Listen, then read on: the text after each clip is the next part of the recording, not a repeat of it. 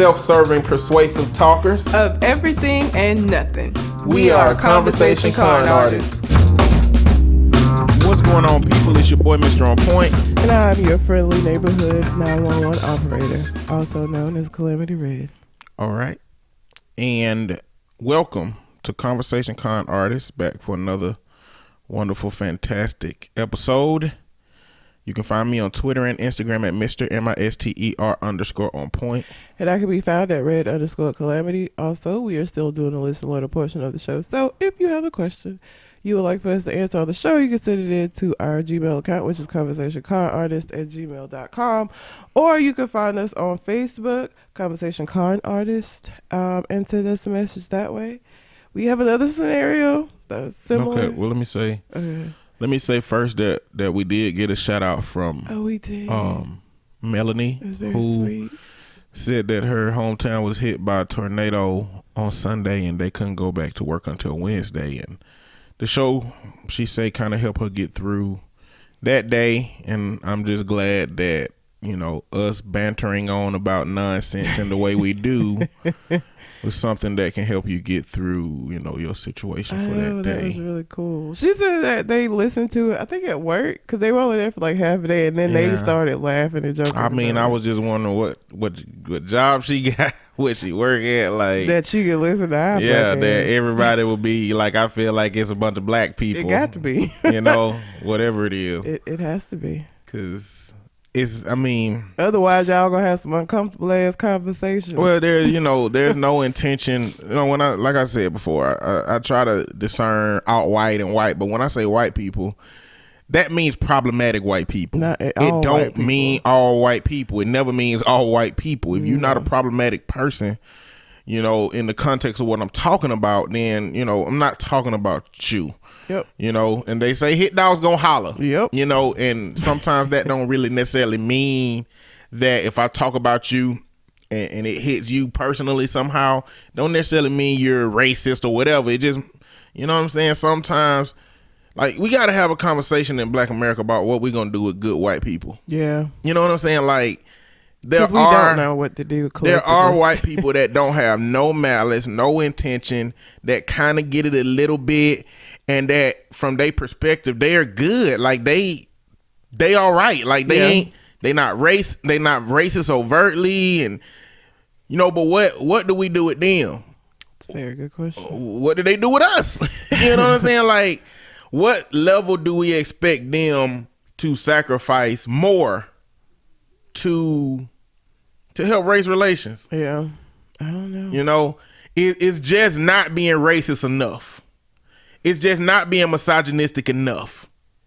It's just not being those things enough. I mean, seems like it's hard for the alt-white to not do that. So I don't know. I'm just saying, like, is it enough? Like, what levels do? So, and you know what? If I say what level, what's the problem? What do we do with good white people?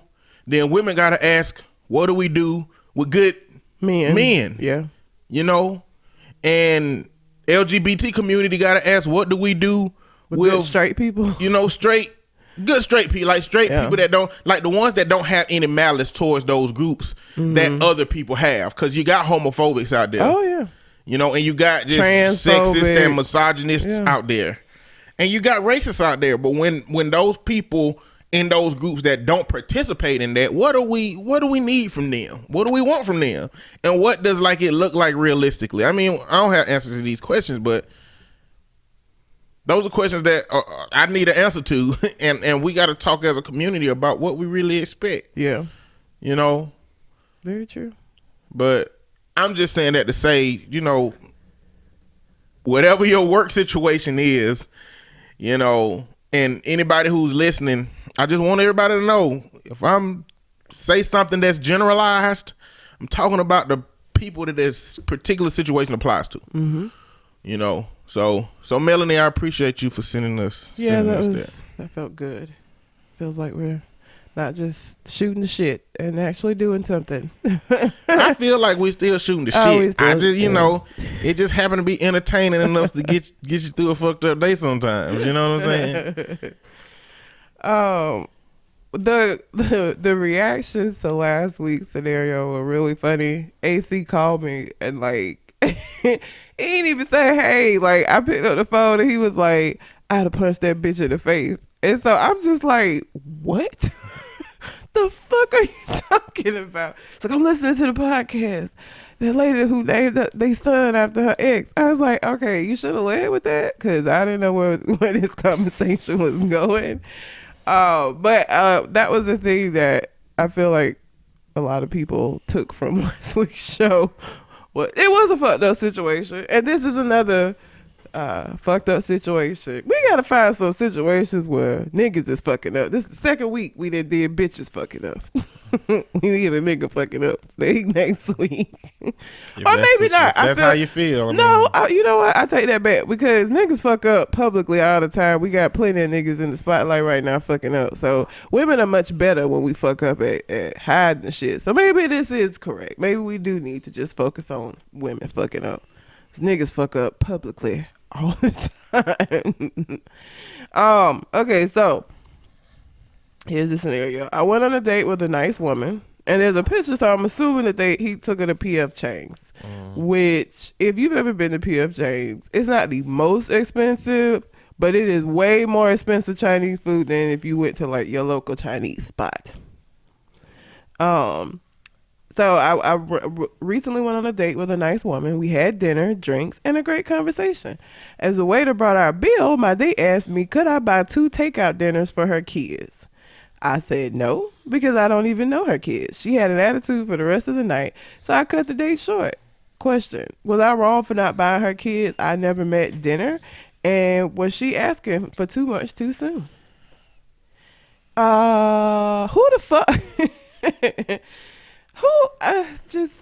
These things are so wild to me because it's like, who does this? No, you were not wrong. Who asked somebody to buy their kid? Like, you left your kids at home and didn't feed them under the assumption that your date was going to buy them food? That's rude as fuck. What? This man has bought you dinner, paid for drinks. Could have maybe did something else. He cut it short because you had an attitude after you asked him about this. And you want him to buy your kids, like, takeout food for P.F. Chang's? So he said he cut the date short. I wonder what was next on the date agenda. If this was already cashing out at P.F. Chang's. Clearly dinner wasn't the only thing on the plate. Mm-hmm. Obviously he was going to take it somewhere else and spend some more money. But so assuming that he was driving in this situation, she could have easily, well, see, that made that, because she was going to take them cold P.F. Chang's after whatever their next activity was going to be. They got microwave. Why didn't she just say, listen, stop me by McDonald's so I can get my kids some food on the way there? You know what I'm saying? On the way back. And she could have bought them a couple of double cheeseburgers, spent a little $5 out of her pocket, or maybe he would have even throw his card out there for a little $5 or $6. Probably not. But I wouldn't have paid for somebody's kids. Like, that's your responsibility. On a first date. On a first date. Listen. He just met her. Well, the thing is, it is their responsibility. But the earlier you can show a woman that, you down for the crew, the better it's going to be for you in that situation. I mean, I guess. Now, this does not come with my own personal situation because I happen to be the child of a woman who did not at one bit introduce her kids to a dude. And my mama had no fucking idea how he was going to embrace us. Oh, yeah. She focused on her relationship with him, and one day popped up and said, we get married, this nigga moving in. I'm like, what? I mean, whatever. You know what I'm saying? Really? But that came with changing churches. That came with not having free lunch no fucking more. Oh, yeah. And reduced lunch was still 60 cents. But damn, I gotta pay now. You know what I'm saying? Like, shit changed. And all I'm saying in this situation is I ain't buying no P.F. Chang's. But if it came to like a $5 hot and ready from Little Caesars or something like that, something that ain't a big investment that would show that, you know what I'm saying, I'm willing to accept the idea of your children, because don't get me wrong, if I buy your kids a hot and ready or some McDonald's burgers, and I go over there and they baby's kids, this is over. You know what I'm saying? So I want to show her that I accept the idea of her kids, but in an affordable fashion. Don't be asking me at no damn PF Chang's if I can buy your kids some food. No. Your kids can get my leftover salad. I don't have leftover salad. I eat all the salad every time I go to the restaurant. I love salad. It's delicious. And PF Chang's is going to have that with the ginger dressing because it's Chinese food. So first, I don't even know why he asking a question. Like, he know that ain't right. Nobody supposed to answer that question in terms of, yeah, you supposed to buy, girl, yeah, hell yeah, he supposed to buy them kids that. He should be telling us this story. Like, let me tell you what this bitch did. Exactly. Let me tell you what she did. Not, was I wrong? You know you weren't wrong. She was wrong for asking. And then getting the attitude. Like, how you getting the I didn't pay for all of this for you. And like, my meal, your meal, drinks at PF Chang's, he came off some money. And then you think you could get my kids some to-go food? What? No. The fuck is wrong with you? Now I will say this. That is something I will never have to like experience because dads don't do that shit. Like when I go out with dudes, I just don't imagine them being like, hey, think you can get my kids? So like, I don't have to worry about that, thankfully. That shit is just crazy. Like, you know, I mean, the question though becomes, when is an appropriate time to introduce your kids to a man and a man to your kids? Not the first day. And what do you expect from a man before you're married as it pertains to your kids? Apparently buying them food. You know, my mama didn't do it right. No, you're not supposed to wait till you finna marry the person and move them in. Don't know how they gonna interact with the kids, but you also don't do this on the first date. It's just, I feel like it's a common sense. How much do you think? How much of your kids' input and the connection with your kids should go into whether you continue to date that person or not? I mean, kids that don't like somebody can make shit real. Like, you had the greatest relationship in the world to get broke the fuck down because the kids hate this nigga. Like, I do think you have to take into consideration their feelings about it and why they feel like, because sometimes it's the same with dogs and kids, because sometimes tell shit in people that I feel like we miss as adults sometimes. So I think you have to take that kind of on a case-by-case basis. But I think as far as when to introduce them, you need to know enough about him that you comfortable that he ain't going to, rape or kill your kids. But it don't. I mean, look, I done had. Far to the extreme. But listen. I done had them clients too. Yeah. Okay. That's why I'm like. I have. But damn. We ain't. Listen. If an adult gonna do that to your kids, it ain't. They good at hiding that shit. Yeah. Okay. I mean, but sometimes folks don't do their due diligence. And what you think a man gonna be like on the second date? You want me to watch your kids by myself? I'll do it. That don't happen. No, but okay. I don't know. I said this on the show before. I learned something, and this isn't even something that I considered, but from this lady's life, she got with a dude, had him around her kids, got pregnant by a dude. Dude, I think he had a traffic violation and got locked up. So she called down to the jail to see, what was going on. And it wasn't the traffic violation that got him locked up. What got him locked up was the fact that when they ran his name, he had re-registered on the sex offender list. And so they locked his ass up. So that's how she found out that he was a registered sex offender that she had been having around her kids and also was about to have a kid with.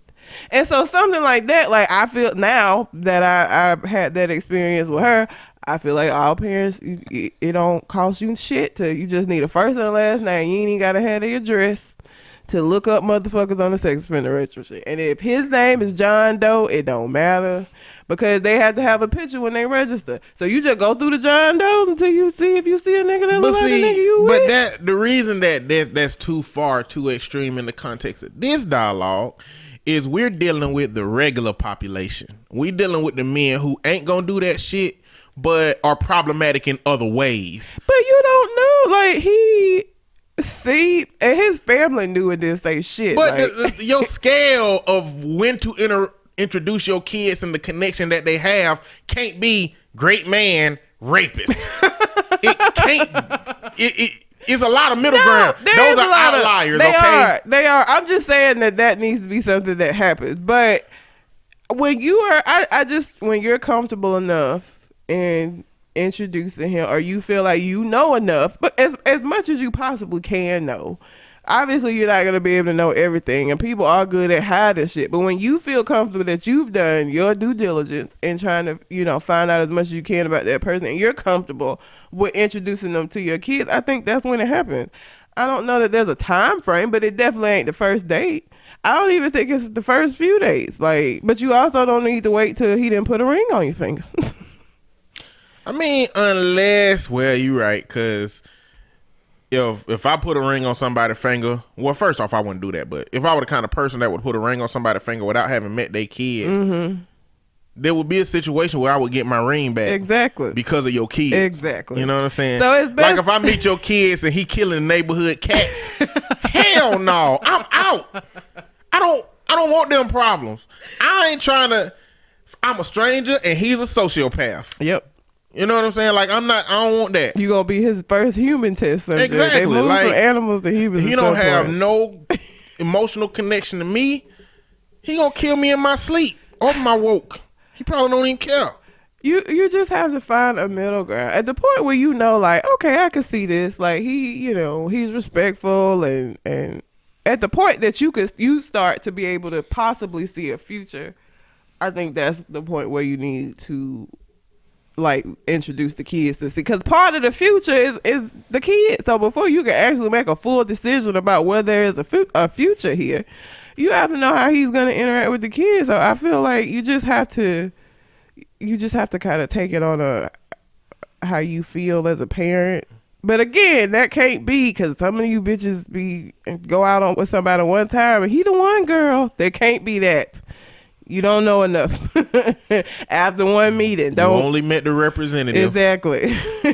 you can't base it off of that. And I was in a dialogue with somebody about that representative, and they was like, "No, I'm real 100% of the time. I hate when folks say that shit every time. I'm real 100%."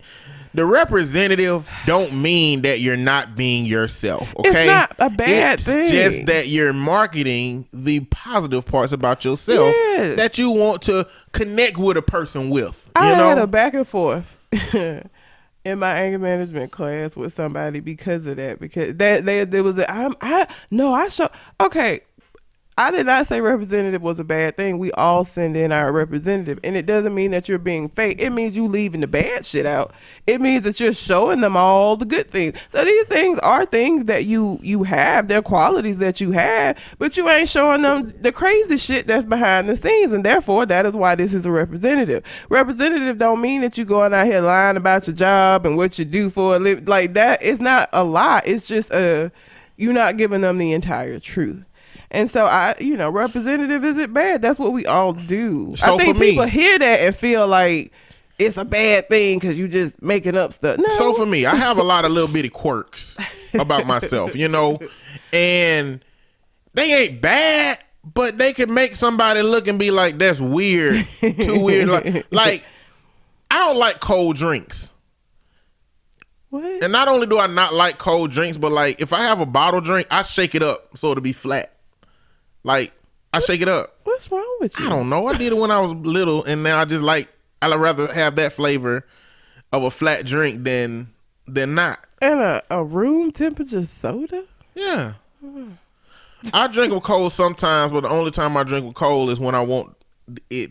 If it's a warm drink in a cup, and I want if you put ice in it, it gives off that flat. Because the water starts diluting the carbonation, so it gives that flat flavor, which you don't have to shake it up to do. But that's what I'm trying to achieve. Like, I'm not going on a first date with somebody and tell them that shit or show them that shit. You know what I'm saying? I'm not going to ask for my drink without ice. You know what I'm saying? Starting off. I don't think that's weird because it come out of the thing cold. That's just get more drink for your money. Well, and that ain't even a big, but that's the opposite. Like, that's on the other end of I like my drinks hot if I can have them like that and flat. Just those little things, I can leave that out the first date. Yeah. You know, that's not, and I think everybody got those little quirks about themselves that if you lay it all out day one, people going to be like, I don't know if these are signs of some bullshit or it's just I'm going to have to deal with a weird ass dude for a long time. I don't eat sweet chicken. I don't like my chicken to be sweet. So, in any kind of, so I don't honey mustard sauce. I'm not going to order like, sweet barbecue chicken. Like I don't like hints of sweetness with my meat. So I'm not gonna order that shit. I'm not gonna make a big deal about it if he ordered and be like, "You eat sweet meat?" Like I don't want to have a whole conversation about my issue with things being sweet that I don't feel like it should be sweet. That will come later. You'll find out my weird eating rituals later. That doesn't mean that I'm lying about it. It just means I'm not presenting that to you yet because it's not important.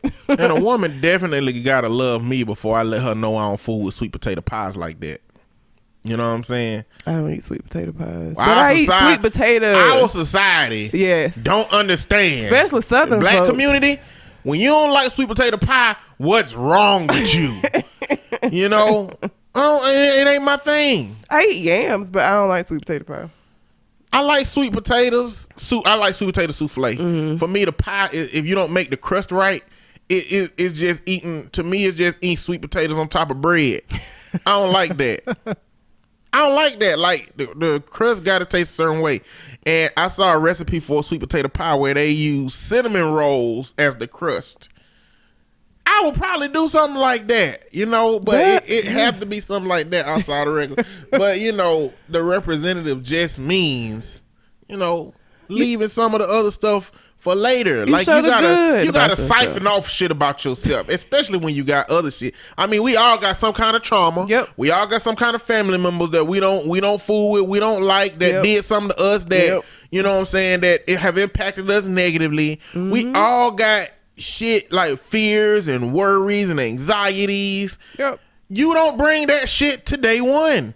Day 100, they know all that shit about you and they know how to deal with all of that stuff. That they've taken in a lot of you, but you can't force feed people all of you from the beginning. That's all that representative That's shit all. means. It's not a bad thing. It's not. It's what we all do to an extent. And so nobody goes in and is 100. Anybody who say that lying to themselves. You are not 100 when you go on a first date. That's bullshit. You're not. Because there's some bullshit about yourself you're not going to tell that person. You just going to leave it out. So you're not being 100. That's a lie. We all have a representative. But, I think I talked about this before, but I feel like it's a tier level as far as how I'm going to interact with a woman's kids based on their age. If they, dad, first off, I'm real skeptical if they under 2 and they daddy ain't in their life. You know what I'm saying? Like, was this a one night stand pregnancy? Was this a quick relationship that ended real fast? Was it a long term relationship and it just like you don't get to ask those people those kind of questions really early on. You know what I'm saying? No, you don't. So that make a difference to me. And then when you get to 7 and 8 range, when you get to school age range, you know what I'm saying? Like, are your kids bad? What kind of grades are they getting? You know what I'm saying? How respectful are they? How do you parent? Like I said, I'm a provider for DHR. I know what abuse look like. Mm-hmm. I ain't gonna walk into somebody's life and they abuse their kids because now I gotta tell them you can't do that. Mandatory reporter. And then I'm not gonna learn that until I'm been introduced to the kid and I'm around enough to see them get in trouble and then to see how the mama deal with it. Yeah. So, like for me, I gotta ask those questions. How you deal with consequences? Because Because what I don't want is to get into a relationship with somebody and then be stuck in the middle ground of, I gotta report this shit, or my career finna be fucked up. Because as soon as that kid go home, go to school with a bruise, and they know I'm in the house, my career compromised. Yep, because you're a mandatory reporter. You know, so those are some important things that I gotta consider in that situation. But at the end of the day, the first date at a fine dining establishment ain't the time. And I don't even believe in takeout for food from fine dining establishment. No. I'm believing that if you ain't eating it there, then we ain't doing it. I mean, what I probably tell her is, listen. Well, except for cheesecake. If you go to Cheesecake Factory, getting cheesecake to go is okay. Cheesecake to go is all right. Cheesecake hold up. Mm-hmm. You know, it ain't something that is warm and expected to stay warm while you about to eat it. You know what I'm saying? Like, you could, if it's supposed to be cold, then that's fine. Yeah.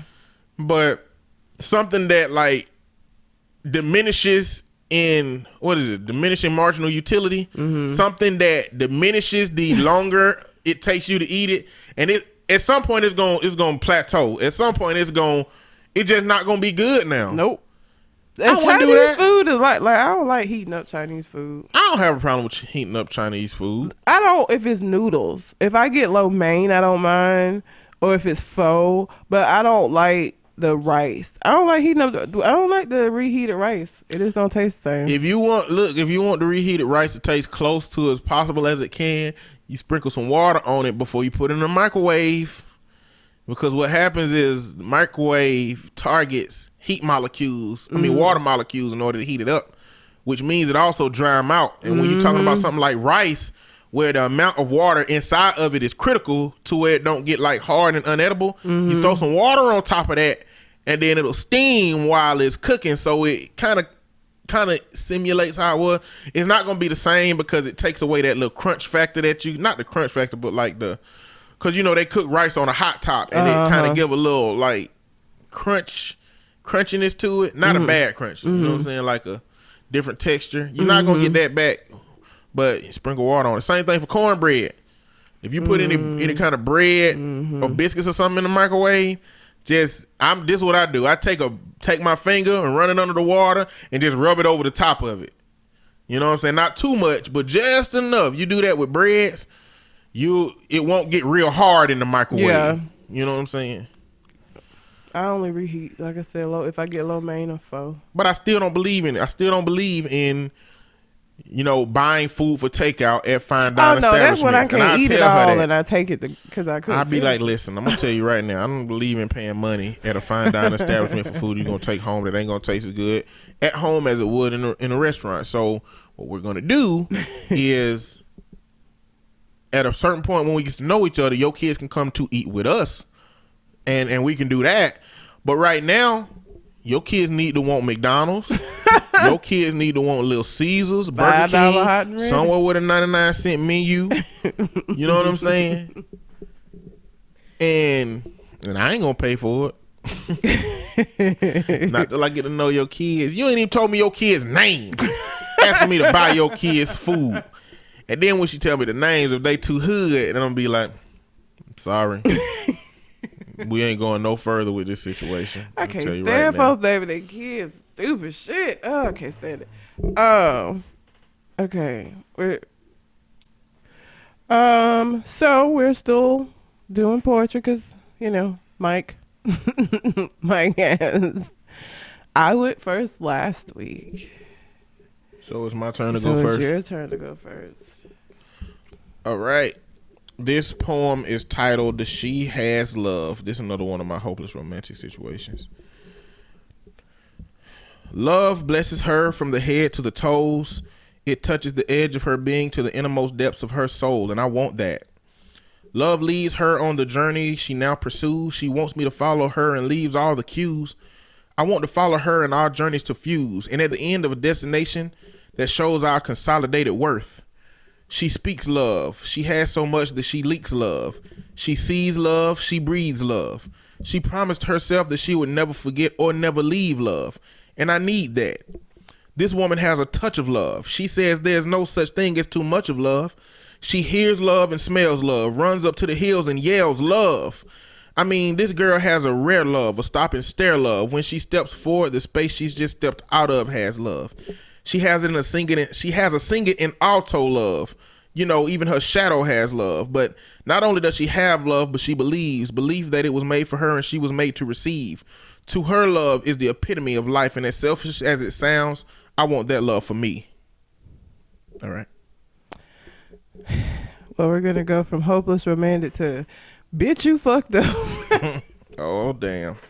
So I had a tendency to, I've shared some of my more romantic things, but I also wrote when I was pissed off. And it was a little more gangster. This is a less gangster piece, but it is very much not like like a love, not hopeless romantic. I decided to give a break from that this week. This is called The Type. He's a love him, leave him type. He don't really need him type. Love, trust, commitment, whatever it takes to feed him type. The use and abuse him type. The use actions that don't leave bruises type. The they chose him, so he never has to choose his type. But don't believe the hype. What he does is definitely not right. But he's the type of nigga who has no trouble sleeping nights because he's an opportunist type. The world is black and white type. The take it as far as it will go to any type's height, to any heights type. The juggling girls type, the king of the world type, the don't believe what you saw, don't believe what you heard type, the dumbass denials type, the oh, I was with Kyle type, the girl you so special you make me want the love I ain't had in a while type, the stay out all night type, the I don't want to fight type, the I said it wasn't me and it wasn't me, you're wrong and I'm right type, but don't believe the hype. What he does is definitely not right. But he's the type of nigga who has no trouble sleeping nights until he wakes up one night, gets up and turns on the light to find that he is home alone and his girl is nowhere in sight. See, she found another type, the strong black brother type, the it's you and him and that's all you need and nothing other type, the put it down type, the always around type, the he has love so good you want to scream but can't make a sound type, the always calm type, the never do you any harm type, the damn mama gotta meet him because I think he may be the one type, the honest and true type, the cater to you type, the he wants you to be happy so he does all he can do type. And he doesn't believe the hype. He's all about doing you right. And he thanks God that it's you he holds in his arms tight each and every night. See, he's the you're my world type, the diamond and pearl type, the he's a real man, so it was no problem at all to steal your girl type. So you can choose to believe the hype, decide for yourself what's wrong or right. But don't be surprised to wake up and find you're alone when you turn on the light. What type are you? Finger snaps. I ain't gonna snap because I got my phone in my hand. And if I ain't doing it with both hands, it's weird. It is weird. You just snapping with one hand. Yeah. So yeah, I wrote a lot of shit when I was angry. So mad. Yeah. Anyhow, we do want to have like feedback. Like we need to know if y'all are enjoying the poems or not enjoying the poems. How you feel about the poems. So otherwise, we just we'll still do them, but we're gonna put them on the end of the show for anybody who cares to listen, but rather than forcing it upon those who may not want to. So we need some feedback. Let us know how you feel about the poems. Comment below wherever you listening at, or you can hit us up again. Also, if you have a question, you can hit us up on our Gmail account, which is conversationcardinartist@gmail.com, or you can find us on Facebook, Conversation Card Artist, and send us a message that way. So I said I was your friendly neighborhood 911 operator, and I have been a 911 operator in the past. I did that while I lived in Montgomery for a little over a year. It was a very interesting but taxing job and very stressful. There's a high turnover rate for that position because of that. It's like super stressful, and they don't give a fuck. Like holidays and shit, that shit don't matter. 911 got to be open all the time. So like, you're not guaranteed to be off on the holidays because the center still has to be open. But I say that because a former 911 operator gets jail time for hanging up on thousands of callers, which is like the one thing as a 911 operator you cannot do is be hanging up on folks. Like, you can't do that. A former 911 operator who in Houston was just found guilty of interfering with emergency telephone calls, a misdemeanor. Crenshawnda Williams was caught hanging up on thousands of people who called for assistance. From her name, she was destined to be somebody that hang up on folks. Back in 2016, Williams was caught after her supervisor noticed that she had thousands of calls that were only 20 seconds long. When police questioned her about this, Williams said that she often hangs up on calls that have not been connected because she did not want to talk to them at that time. Again, you don't get to make that decision. As a 911, let me tell you something. When I worked for 911, there was a guy named Dan that called all the time. And Dan was obviously, I think he was schizophrenic, and he would like be off his meds. And he lived with his mom, but apparently his mom wasn't doing her job as his caretaker. Dan would call and swear that there were people underneath their townhome that were talking, that were keeping him from being able to do his work because they were cursing him out and they were saying all of these really mean things to him. And Dan called 911 at least one time per shift that I was on.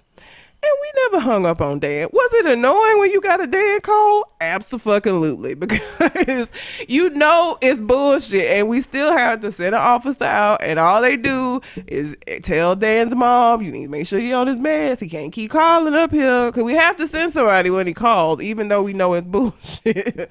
And the officers would get frustrated. And we would get frustrated. But we never hung up on Dan. You couldn't hang up on Dan. We had old people that would call that were just lonely. We have a most places have a non-emergency number that's posted somewhere for things like noise complaints, because those are not like emergencies. So there's a non-emergency number. We would have old people calling 911 just talking. Miss Pearl would call all the time, and first it would start out about like somebody riding by with loud music playing. It's like, they gone. They rolled by. They're gone. Ain't nothing we can do about that.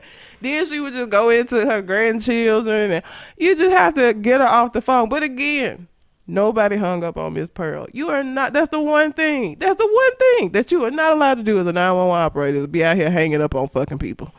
So is that just termination, or is that jail time? What is that? It's a misdemeanor, and she got a bunch of counts. She gonna do jail time for it. Hanging up on one person is one misdemeanor?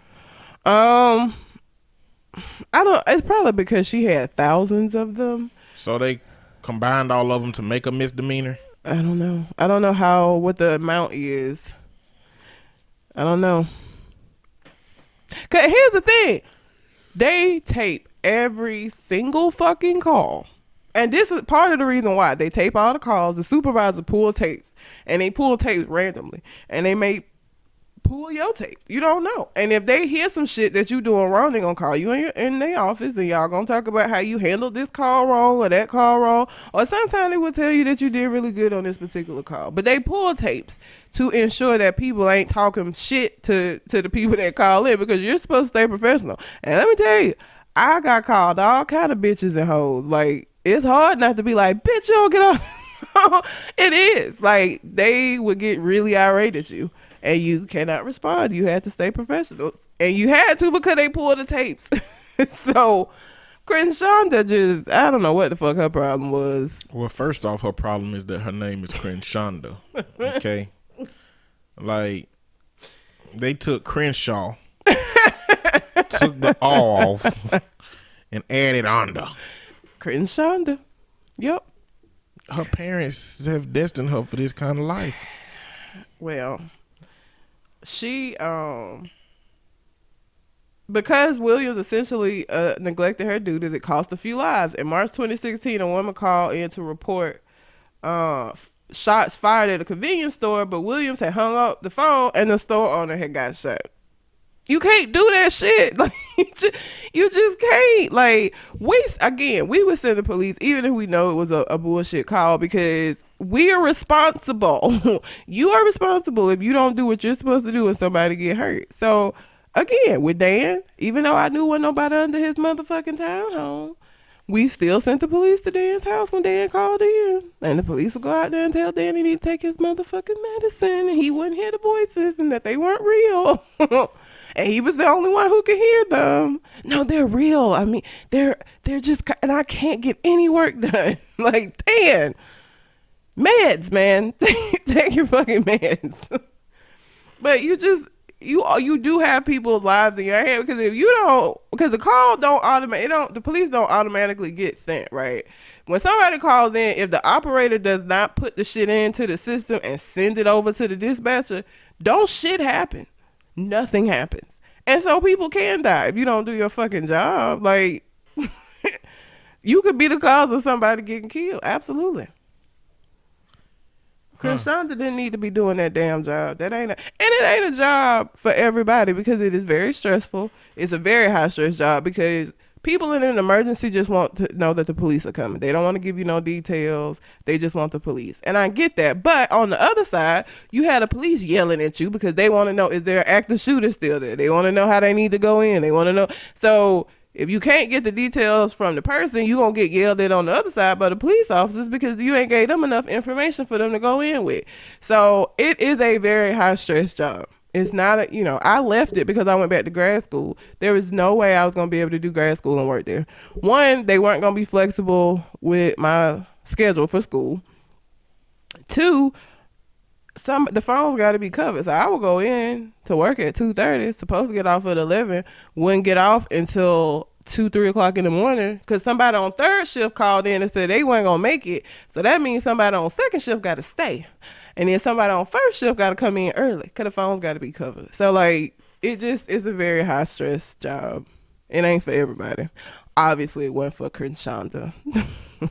No. Shonda ass. Wonder what her middle name is. Probably something equally as hood as Shonda. Her only regular name is Williams.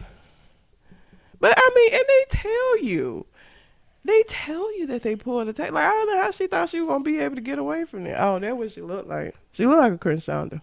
Mm-hmm. She got a big ass forehead. She does. Like, everybody can't do that job. So if you listening and you saw dispatcher pop up in some jobs and you looking for a job, you might want to think twice about that. It is a very interesting job, but it is very high stress, for sure. So keep that in mind. Don't be like Crenshaw out here hanging up on fucking people. Like, bitch, I don't care. Click. What? Shots fired. Okay, click. Like, girl. No, I had to remember all of the police codes. I don't remember any of them now. 1010 was break. So if an officer was on 1010, he was on his lunch break. They, like 10-7, I think, was a robbery. And then like there was like addendums to that where if it was like with a weapon, or you had to memorize them shits. The codes. That sucked. But yeah, it ain't for everybody. Definitely one for Shonda. So. We talked about Starbucks last week and the situation with the 2 black men that were arrested. And Starbucks has had a surprisingly, from my perspective, appropriate response to it.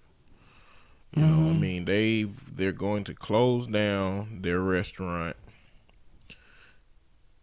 Establishment? Or it's not a restaurant. It's an establishment, yeah. They're going to close down the coffee houses, all of them, on like May 29th. And they're going to have a implicit bias training.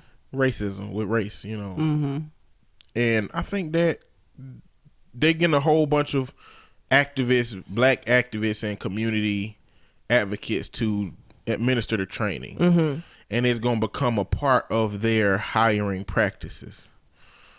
The owner or CEO or somebody high up there was doing an interview, and he was like, yeah, there's no doubt that racism is the reason that this happened.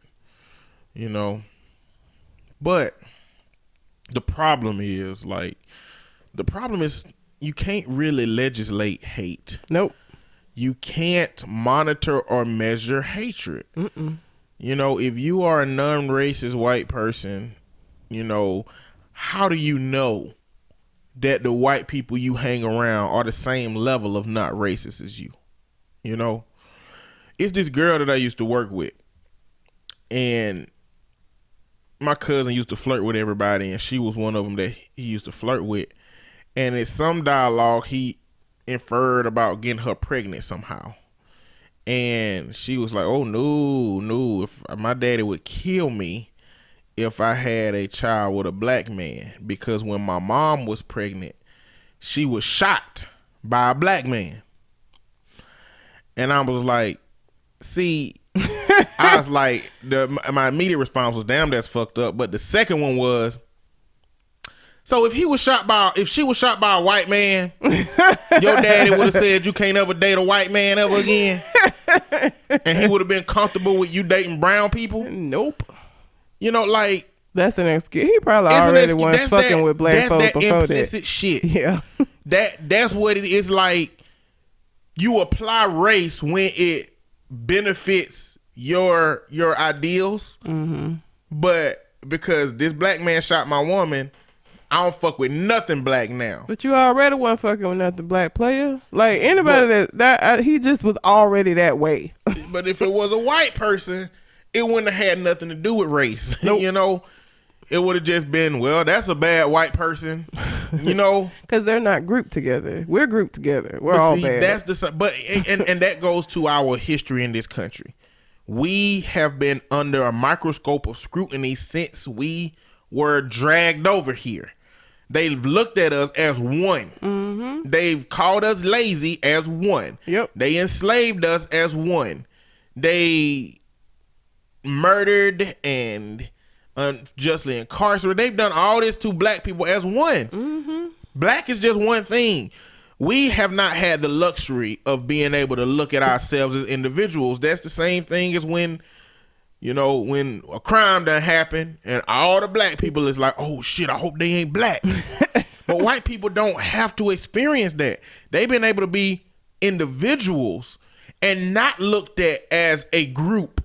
They've been able to be looked at as solely individuals. That even through the lens of capitalism. Mm-hmm. Capitalism says that you made it here on your own. You know what I'm saying? Like that system continues to reinforce the idea that I'm an individual, but that is a luxury that white people have in a situation. So when that woman saw those two black men, she saw a whole black under this microscope of the scrutiny that black people get. Them niggas was there for 2 minutes when she called the police. 2 minutes. You became that scared and that uncomfortable in 2 goddamn minutes that you decided to call the police. Like, no, bitch. What that means is that she saw them and immediately came up with a plan as to how she was gonna get them out of the restaurant. Yeah. Now apparently one of them asked to use the bathroom, which she said that their policy is that we don't do that unless you buy something, which they do that in some places here. Mm-hmm. Chick-fil-A. Mm-hmm. At 5 Points. Oh yeah, they got a code on the shit. You have to get your receipt. Yeah, your receipt every receipt got a code on yep. it. And you can't go into the bathroom unless you have a receipt. Part of that, because 5 Points is riddled with homeless people, and I think that's to keep the homeless people from coming in there to use the bathroom with them. Because 5 Points. But I wonder what the reason is for that area. Yeah. That Starbucks. Is it because they got a large homeless population? You know, are they able to discern whether you look homeless or whether you don't to give you the bathroom code? Or is it just that they are trying to kind of really make sure that you purchase things before you use their system? That one in 5 Points is the only one I've ever seen that. Any of the restaurant, you walk in, go to the bathroom, they won't even see you. But that one has a code on the door. And the code, you can't even keep your receipt from like another day. They change the code up every day. So they like serious about people not using the bathroom if they don't buy no shit in 5 Points. Yeah. Like hardcore. But I do think that this now for a large portion of black people, and maybe some of y'all listening to this episode right now, it's not enough. But realistically, what could they have done more? You know what I'm saying? Like what would be enough? What would their definition of enough be? I was watching CNN and it was this advocate on there. Well, first off, one of the dudes said one of the dudes this happened to said it's not a black people thing, it's a people thing. Nigga. And I was like, I really hope he meant something else in a different context, because this is definitely a black people thing. Everybody is pretty much universally understanding this. And the reality the white is, people in the restaurant knew that shit. Like, they didn't even do nothing. the reality is, this is not just a Starbucks issue. This is an everywhere issue where you have somebody that has implicit bias.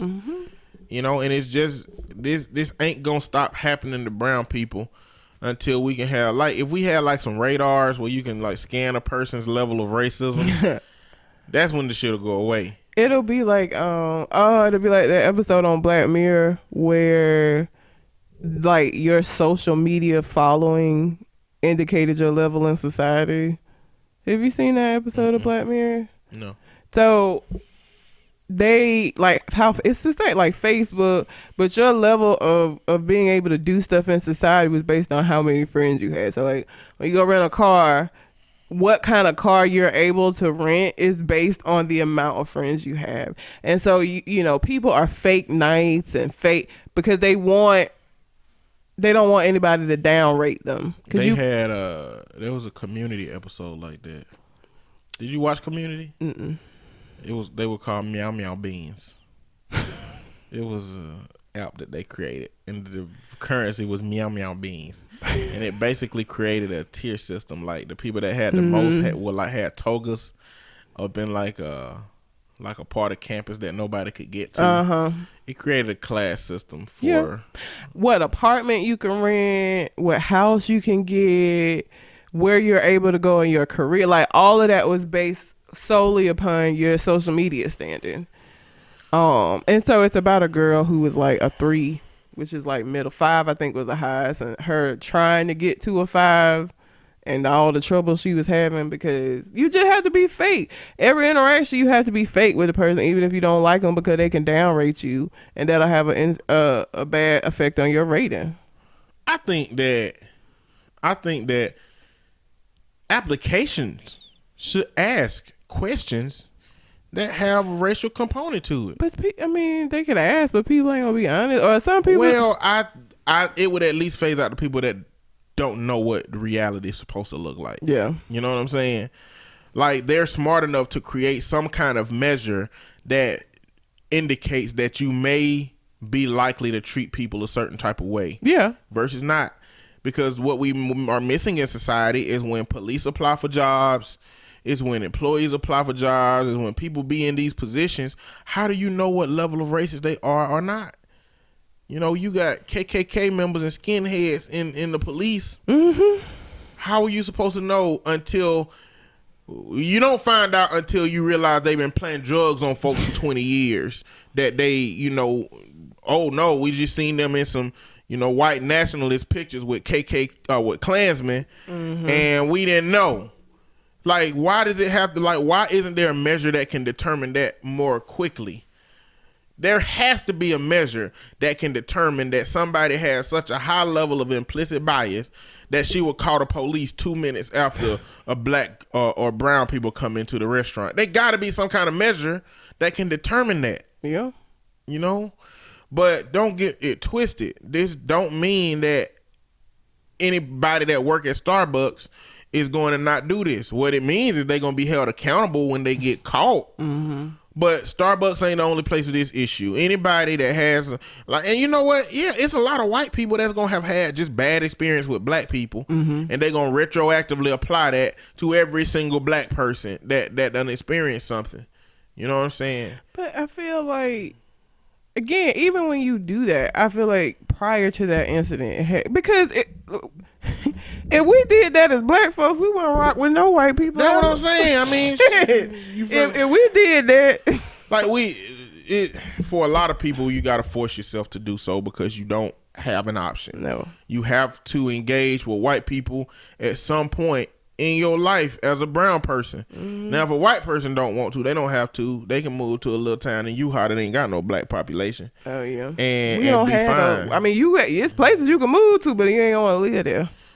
And you still, I mean, when you go to the social goddamn security office, oh yeah, true. You still got to deal with white people. When you go to, there's a lot of places that you go to that you still have to deal with a white population. You know, so that's why like I just don't think a fully exclusively black existence is a reality. Even though people like Umar Johnson and all them who are mad that segregation took place or integration took place and wish we would have stayed segregated, I feel like it would have been bad either way. I feel like it's pros and cons to either way. If we would have never integrated, I feel like the resources that we would have had access to would have been so marginalized as to how we could access them that we wouldn't have made a lot of progress in terms of community and connectivity with one another. But as far as in society, I feel like we'll be left very far behind. I feel like we've been able to keep up with integration. We've been able to keep up as much as we possibly can with white people because we right there. And it's really hard for them with what's on paper to keep us back like blatantly. They keep us back like, you know, passively, but blatantly keep us back. But what that's done is it created a rat race between all the black people to get the fucking spots that white people allow a small number of black people to be in. Yep. And so it hadn't allowed us to build that community and that connectivity with one another. This doesn't have anything to do with what we're talking about. Not really. But I didn't tell you the end of this. So, you know, I called On Point with a issue that I had with a client that we have a hospital here that services people that don't have insurance. And they recently changed their policy to where they don't base whether or not you can get a card which allows you to get those services without insurance. They don't base it on your income. They base it on the household income. So if you live with somebody that makes money, you're not going to qualify. Even if you don't have access to that person's money. If they just letting you live there. If the household income is too much, you don't get to utilize the services. So I was like, you know, really concerned because, you know, this person needed, you know, some pretty serious things and she, you know, wasn't able to get it. And so I'm, you know, just calling everybody that I know, trying to like find ways to assist her. So after I found something that may or may not work, before she left, she was like, I was like, that, you know, I'm so disappointed that they're doing that. And that's going to really hurt a lot of people that need the services. And she was like, well, you know, I know it's because of some of the changes that Trump made. She's a Trump supporter. And she was like, I mean, I understand it, though. You know, I don't disagree with it. I just, unfortunately, it's impacted me. So you sitting here a ticking time fucking bomb and you're not able to get help and you still holding on to the fact that this was a good choice and that he's a great person and he's going to make America great again. And I was just so over it. You know what I'm saying? Like, I still feel like she needs the help. I don't regret helping her, but I was just kind of like, this is what Trump supporters are like. Like the poor Trump supporters who are going to be the ones that get the shaft with a lot of changes that he wants to. And I mean, he hadn't even made all the changes he wanted to because he hasn't been allowed to do it. But it's just like, bitch, what? This was a white lady? Poor white lady who has been having trouble getting SSI. Got turned down for that, trying to get that still, which is why she don't have no insurance. Because the SSI come with Medicare. She would be able to utilize that, but she don't have that because she can't get SSI. Like, you got all these fucking problems going on and you can't get no help yet. Make America great again. Like, bitch. You know, our politicals, the people who vote, we are heavily involved in, like, we got a lot of single issue voters. You know, and the Republican Party has just been good at tapping into single issues that's so stupid. Are valuable to them. Well, but when an issue arises that impacts you still so focused on that one issue that, like, the fact that you, like, she could literally die. Like, if we can't get this rectified and she can't get the service, that, like, she could die. That totally could I could get a call one day that she has expired from the shit she wasn't able to get fixed because of the way that our healthcare system is set up and them changing this rule that is fucked up. She don't even work. She don't even have an income. But because the person she live with makes too much, they ain't gonna help her.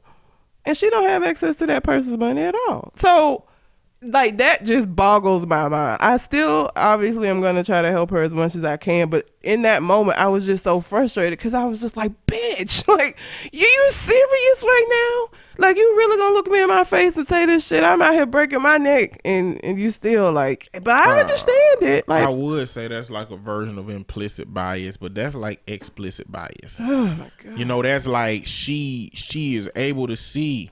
What she don't understand about herself, though, is why she so deeply values something that goes against her own interests.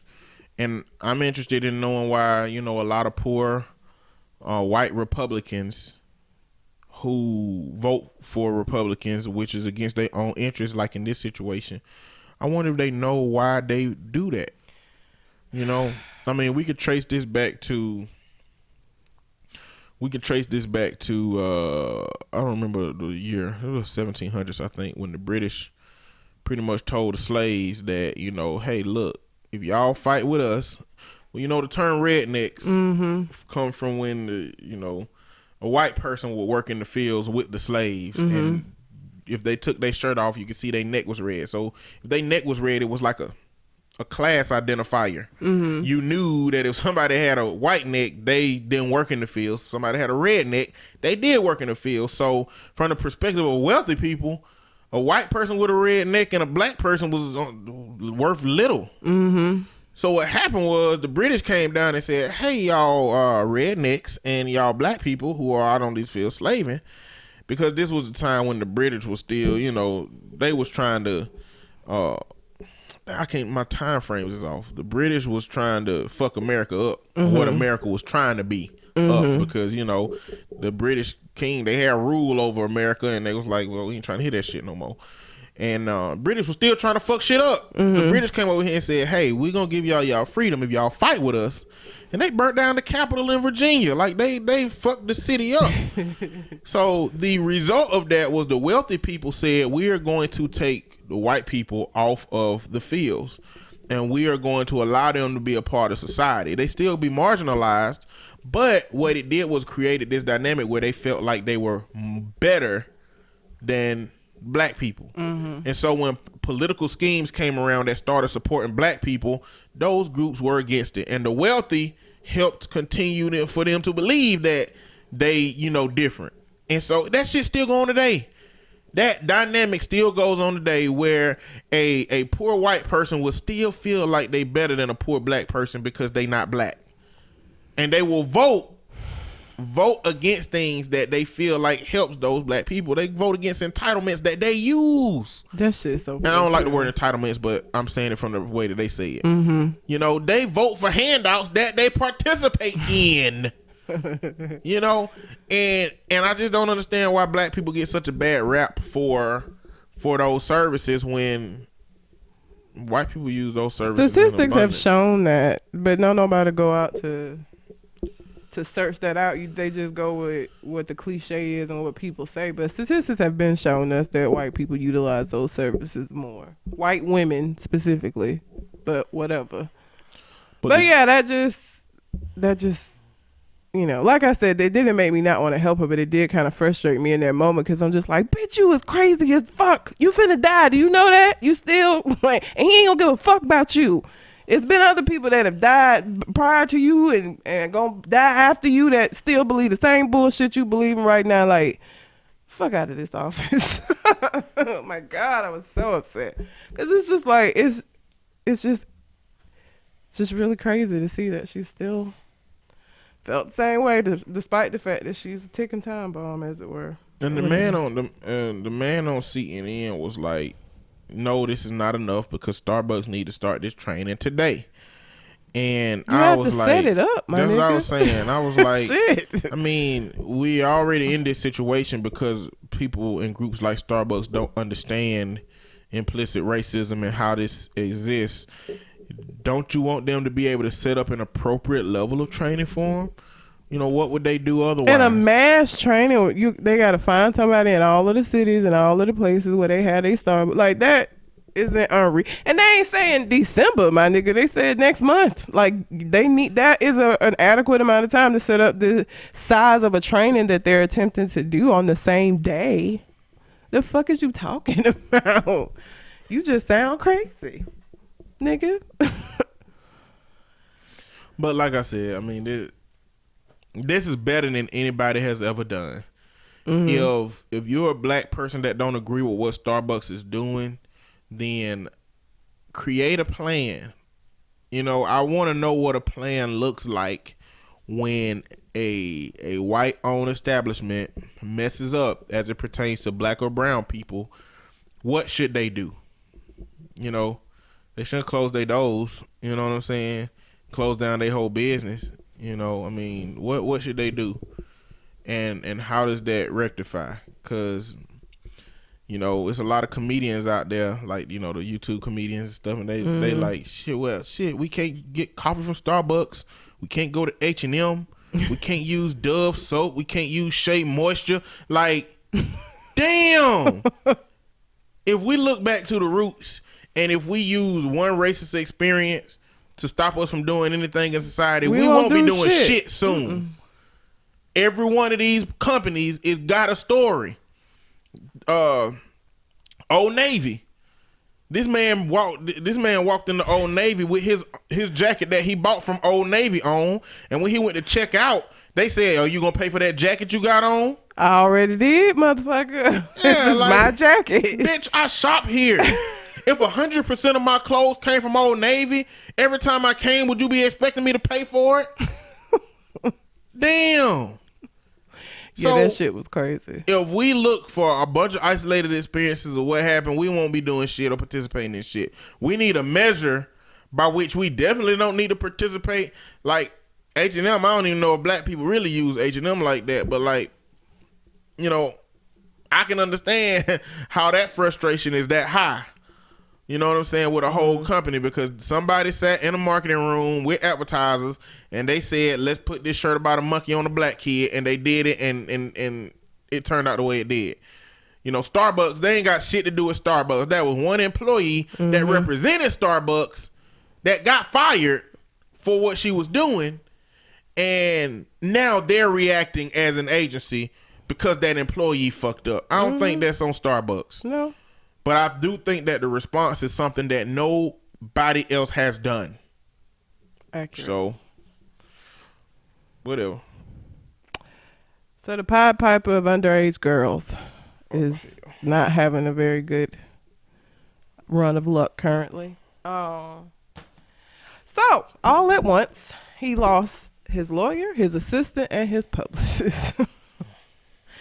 At least 3 members of R. Kelly's inner circle have cut ties with him. The R&B singer's executive assistant of over 10 years, Diana Copeland, and his attorney of the past 4 years, Linda Mintz, have resigned from their roles. His publicist, Travion Cudi, or Cudi, I don't know. C-U-D-I? K-U-T-T-I.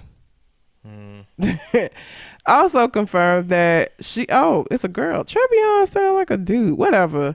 Also confirmed that she no longer works with R. Kelly as of April the 16th. The timing seems to come after news of several sexual allegations surrounding the singer, including sex cult allegations and a new complaint claiming that he allegedly knowingly gave a 19-year-old girl an STD.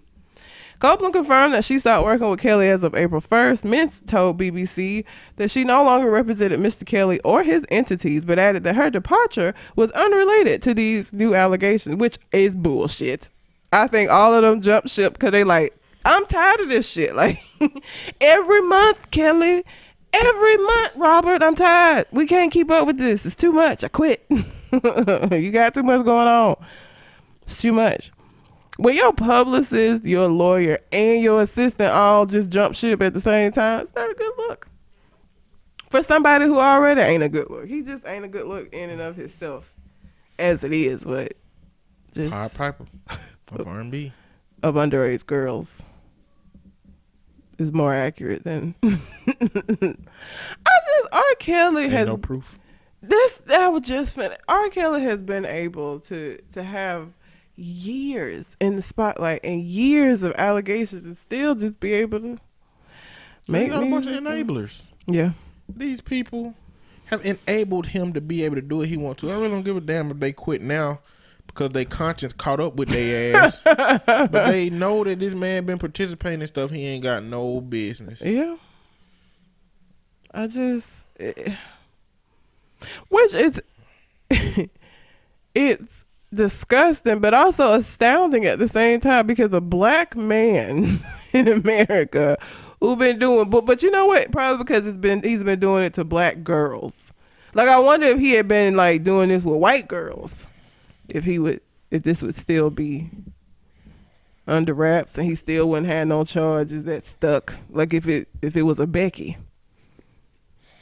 instead of a evidence in our society would say that it would be different, because you know what, it's like not because they value white girls, but it's because that's how little black women and girls are valued in our society. That's really sad.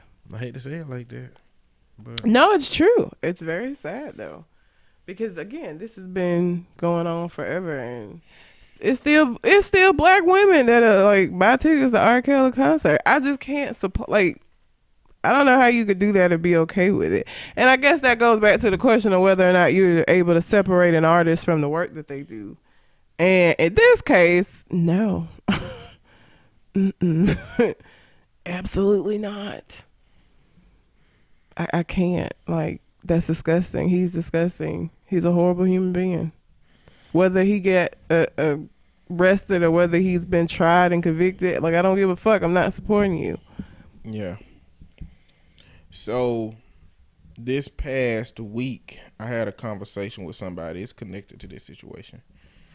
I had a conversation with somebody, and I asked this question on the podcast before when we talked about the Louis C.K. situation. What do you do when somebody that you value has been problematic in some ways, you know? So anybody listening, you read, you know, think about who one of your favorite people is, whether it's a TV show character, an actor, a movie star. And I did this before. I can't think of anybody that I value so much that if they did some really fucked up shit that I wouldn't be able to walk away not even from. That you value them, but you value the things they create. Yeah, even that. I don't know anybody that I'm that connected to their artistry that I would be able to like separate it. I don't know of anybody. Is there any YouTube? Because you watch a lot of YouTube and do. YouTube channels, or any of the TV shows that you watch on about the women who kill folks and do all kind of crazy stuff. Is there a show or a character that you value enough that it would be kind of difficult for you to separate yourself from it? Because so my situation is, but you know, think about it if you have a character like that. But my situation is Childish Gambino, you know. And I was in a dialogue. I mean, I try to reflect on the conversations and dialogues I have. And I like Atlanta. Atlanta's amazing. I like that Childish Gambino is going to be in Lion King. I like Community, and I liked his role in Community. He's in Star Wars. He's going to be in the next. He's going to be in the next Star Wars. I've been following his music for some time. But he does have a track record of problematic shit. One of them, the worst of it is this video that he got called Bro Rape. Now, I don't know if you've ever heard of that. He did it when he was 20. It was like 13 years ago when he was with a part of this group called Derek Comedy. Him and some white guys, they were just comedians.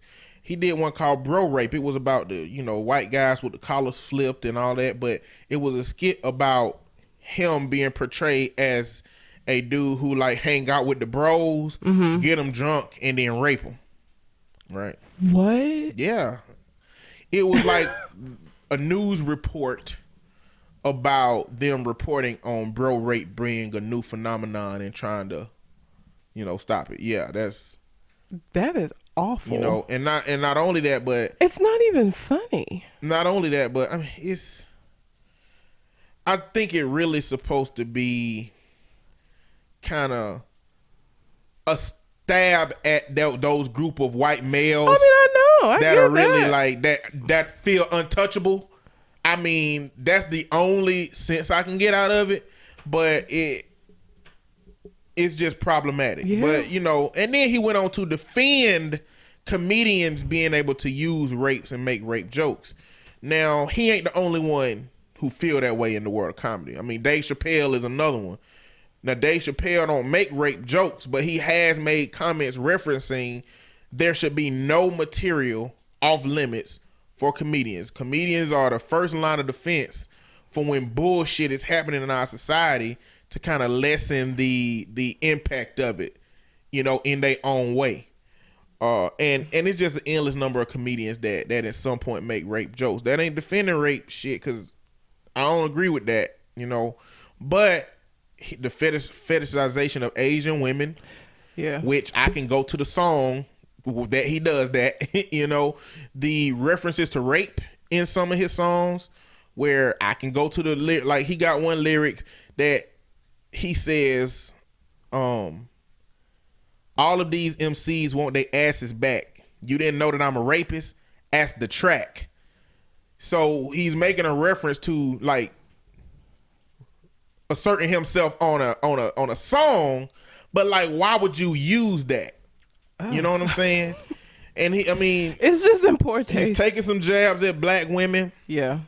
In some of his music, he's kind of been like accepted as the white on the inside, black on the outside type, you know, cat. And the reason I like a lot of his music really is because without recognizing or looking at those things and isolating them to being problematic, his version of black more closely fits the version of black that I grew up with, which was the version that was not accepted by people who consider themselves as black. You know what I'm saying? I never considered myself as white on the inside, but you know, the way that I spoke, the grades, the way I was willing to involve myself with, you know, getting help in schools, you know, the shit that the cool black kids think is nerdy shit. You know what I'm saying? Like that's been Childish Gambino. That's how he's portrayed himself in a lot of his music, and I connect with that, you know. So that's why I've liked his music in general. But when you look at all of those things that he's done, I'm trying to tease out when is it okay? Like, can you loathe Bill Cosby and value Heathcliff Huxtable?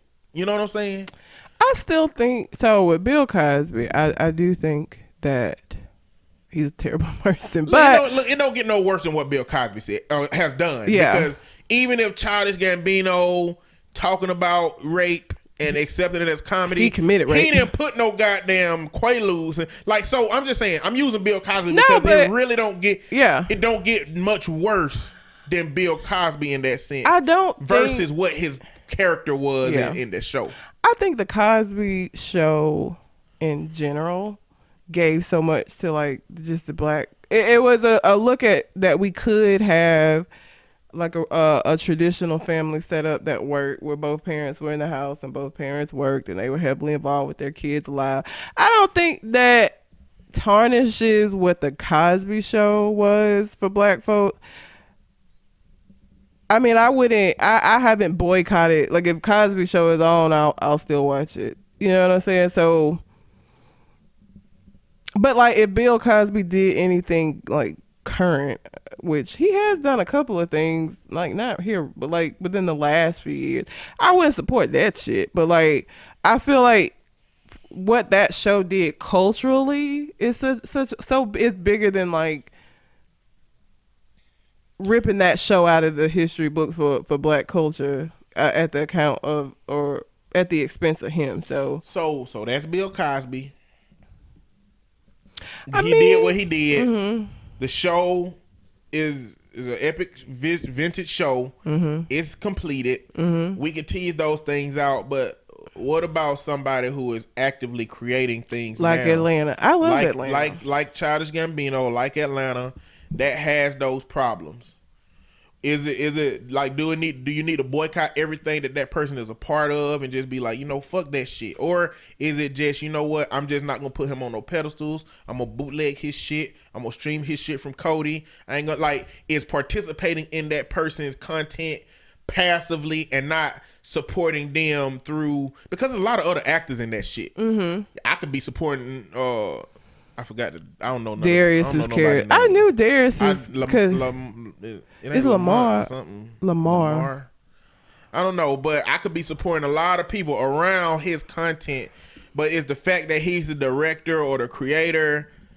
He's gonna benefit the most out of your support than the actors are. You know, so like, I mean, this is an active dialogue I'm having with myself because it's a difficult question. I don't see myself stopping participating in his stuff. And it's real easy when it's somebody like Nate Parker. So I ain't give a fuck about nothing he did. No way. I could be like, man, fuck that. I ain't watching no Nat Turner. One, I wasn't gonna watch Nat Turner. No way. Either. You know what I'm saying? And if it wasn't Nate Parker, and then Nate Parker did the shit he did, and it's like, I'm trying to figure out the balance between when that happens to somebody that you value. I don't know. I feel like you have to take it on a case by case. I would take it on a case by case basis. Like with R. Kelly, I haven't supported any of his new stuff, and the stuff that I already owned of his. It just feel weird now because when I listen like to when it, the song come on, you don't be jigging a little bit. You don't listen to that shit and be like, oh, I'm sick to my stomach. Oh my God, turn it off. It depends on what the song is, because some of the more sexual songs now I just like see kids. Young girls. But like Remix Ignition, the Remix Initiative, that shit come on. I probably would like hit the dance floor because I still like that song, but like some of the music I can't listen to anymore just because I know he was singing to like 14-year-olds and it takes on a whole different. But in Ignition, he say, "Mama rolling that body got every man in here wishing." She rolling down the hill on the playground. I hate you so fucking much. And when he say got every man in here wishing, he talking about all the other pedophiles and creeps. I don't come across every R. Kelly song for you. Well, here's the thing. I'm not in environments where there is an issue very often. Even the wedding we went to, they didn't play no R. Kelly music, I don't think. They didn't. Like, the whole time I was up there dancing, that shit never came on. So, like, it's not something that I have to, like, be concerned with most of the time because it just don't happen. Like, motherfuckers just ain't playing his shit at parties. And I don't go to a lot of parties. Some of it is ingrained for me because I sing a little bit, and R. Kelly songs been in my shower playlist for like years. Yeah. So sometimes I'm in the shower and I'm singing an R. Kelly song, and it's just what it is. Can't do nothing about it now. Yeah. I mean, I can do something about it. Like I said, I don't anything that he's done recent and within like the last shit. I don't even remember the last time I support a project of R. Kelly. Is that a choice for you, or are you saying that if you don't agree with something that a person has done or a problem that person has, that you shouldn't participate in their current shit?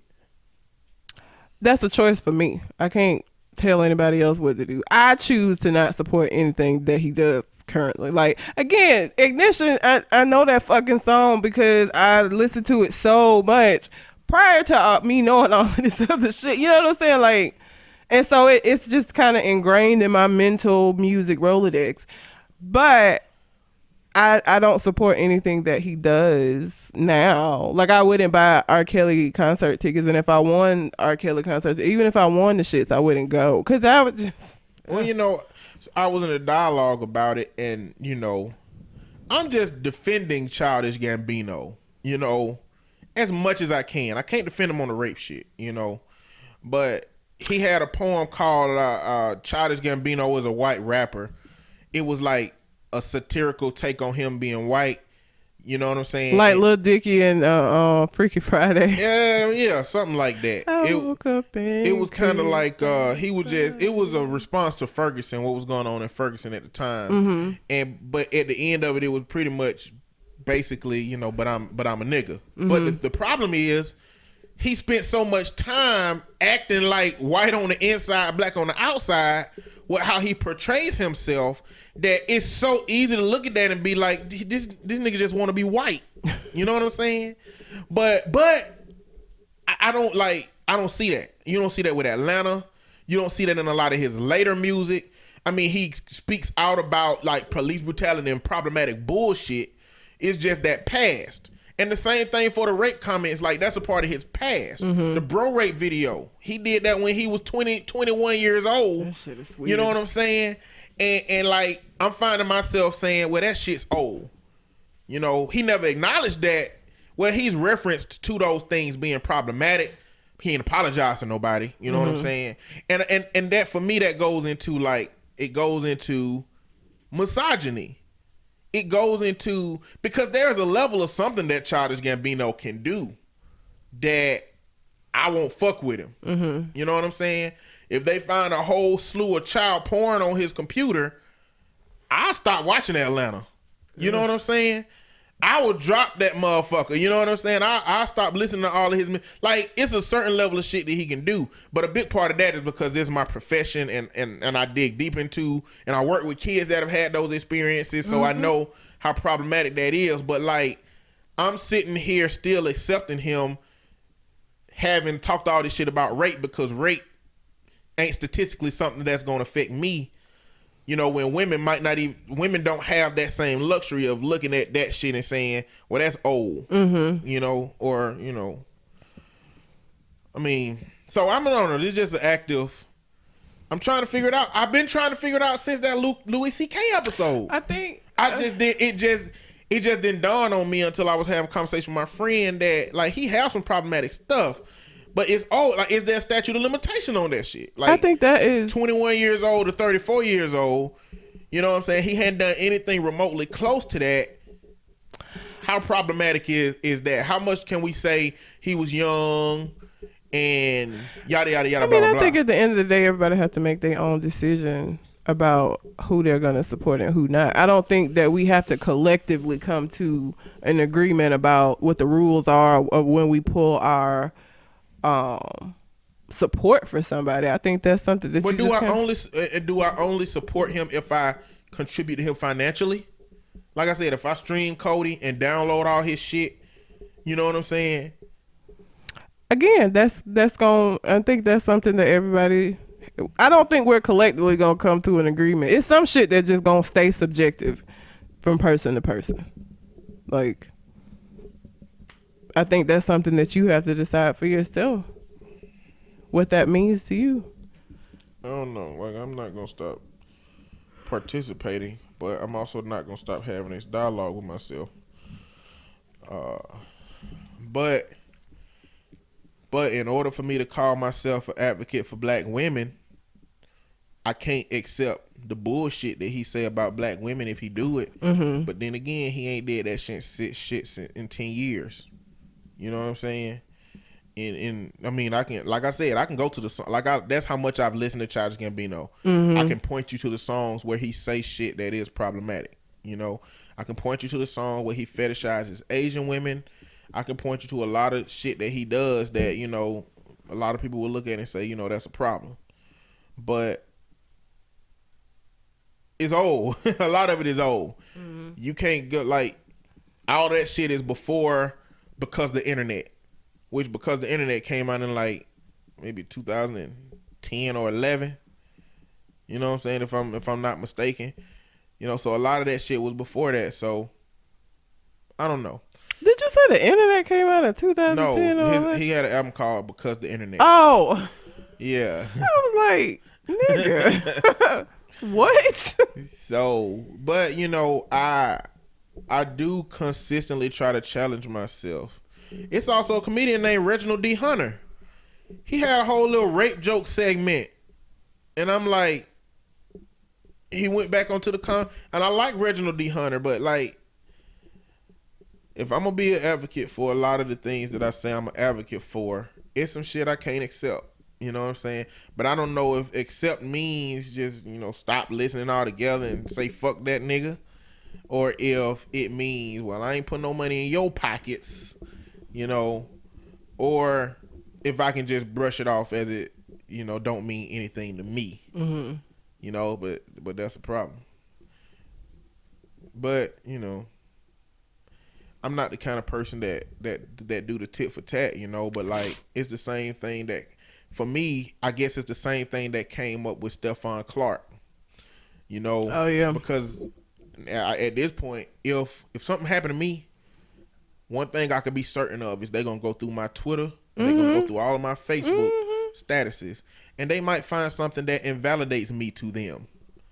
You know what I'm saying? With Stephon Clark, was he a douche? Absolutely, 100%. That doesn't change the fact that he died unnecessarily at the hands of the police. Like, I don't think he deserved to die because he was a bitch ass nigga. Like, I still think the police were wrong. But I mean, I want to connect that to the idea that, you know, I felt that men was thrown under the bus for all of the support that came for not supporting him because of what he said. You know what I'm saying? Yeah. And like, I don't have no particular feelings about it. I mean, he was a fucker for all this stuff that he said. But I just imagine that black women feel that shit so often, and women feel that shit so often when people support people who are supporting rapists and rape jokes, and black women feel it when, you know, black dudes put out, you know, statements about black women who that's off-putting and problematic, like some of the shit that he said and other black people said. But they didn't kill him because he said bullshit about black women. They killed him because they was police officers. That's what I'm saying. Like, separating it from the police component. Yeah, that's why I'm just isolating the context when you validate somebody for some reason and who it invalidates.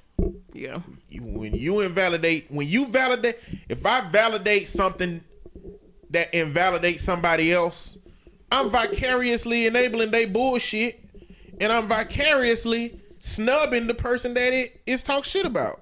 You know what I'm saying? Mm-hmm.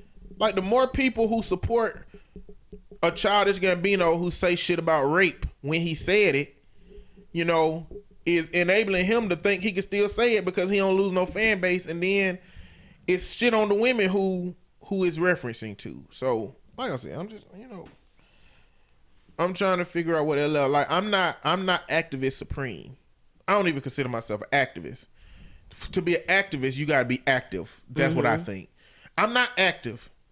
You know, I got a voice, and I help people try to understand this shit verbally through dialogue.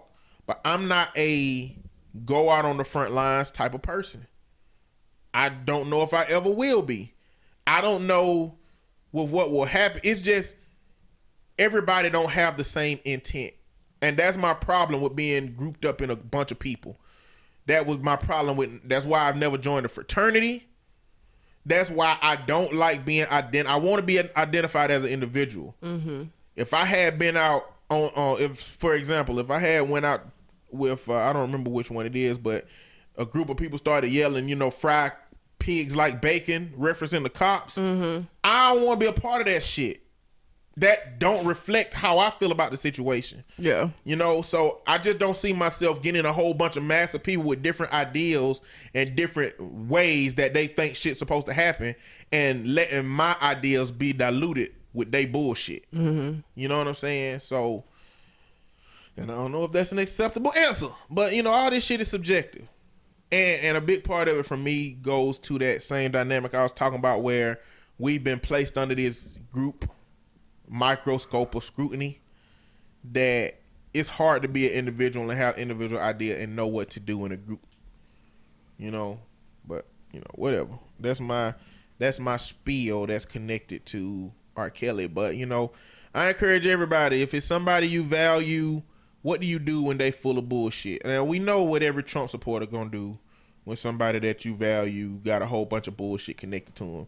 You're gonna turn a blind eye to that shit and just let it keep happening. You know, and what does it take for a person to have retribution from what they did? You know, I don't know. These are just active shits that I'm asking myself, so we can move on to the next thing. Vern Troyer and Avicii died.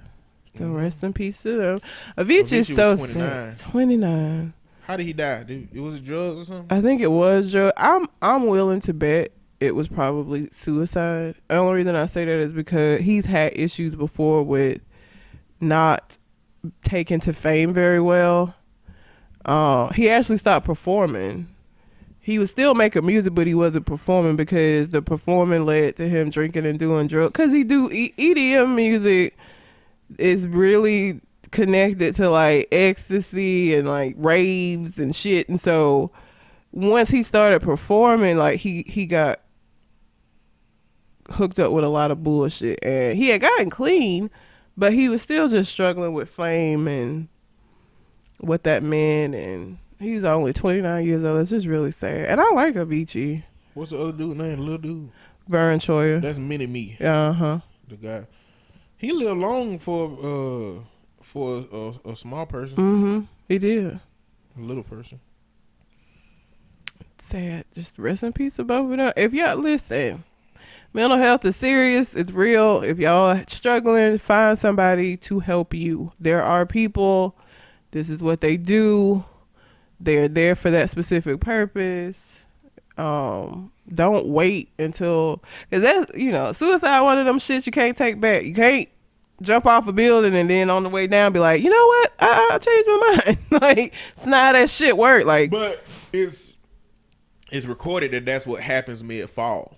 Mm-hmm. When people jump, then they realize it was a bad decision, but it's nothing they can do about it. Too late now. This has been the story recalled by people who have jumped and survived. Uh-huh. They almost all of them go into a "oh no, what have I done" type situation after they jump.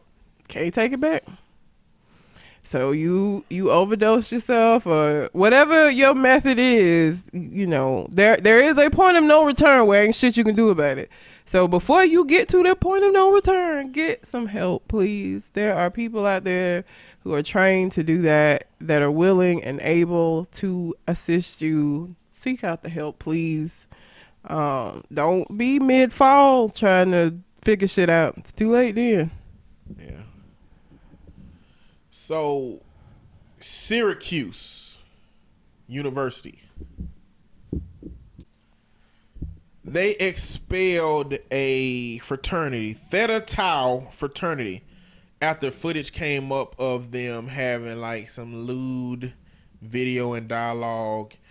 So it had this dude standing in front of him with like something like it's his meat and making him put his mouth on the end of it. But it was like a chant they had to do. It was like, I solemnly swear to always have hatred in my heart for niggas, kikes, just a whole bunch of slurs. And the university, because of that, expelled the fraternity from the campus. Now, they gonna expel the fraternity, but they ain't gonna do nothing to the individuals.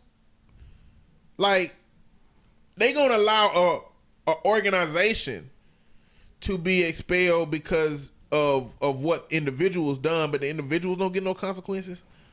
Like, the consequences for the individuals is that they don't get to be a part of their organization, but they get to keep carrying their racist selves around the campus. That's all they're gonna do. They're not gonna expel the students. I don't know.